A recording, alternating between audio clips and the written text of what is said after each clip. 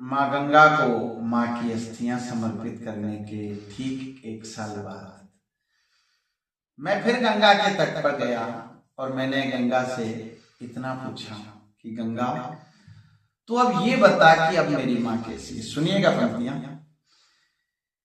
अब भी गूंज रहे कानों में वो लोरी के मीठे स्वर, ममता मई माँ का वो आंचल सदा ही रहता था सर पर, दिल में उसके सदा उमड़ते आशीर्वादों के सागर, मैंने उसकी राख सौंप दी माँ गंगा तुझ में आकर, पूछ रहा हूँ अब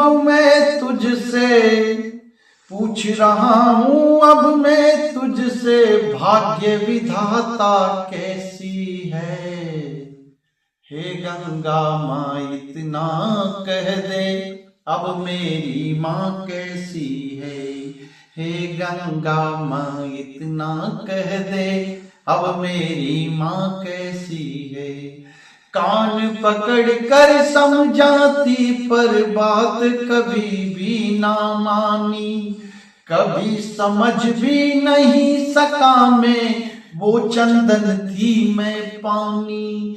माँ तो आखिर माँ होती है बात आज मन ने जानी, स्वर्ग मिले या मिले देवता माँ का नहीं कोई सानी। मोक्षदायिनी बोल जरा तू जन्म प्रदाता कैसी है।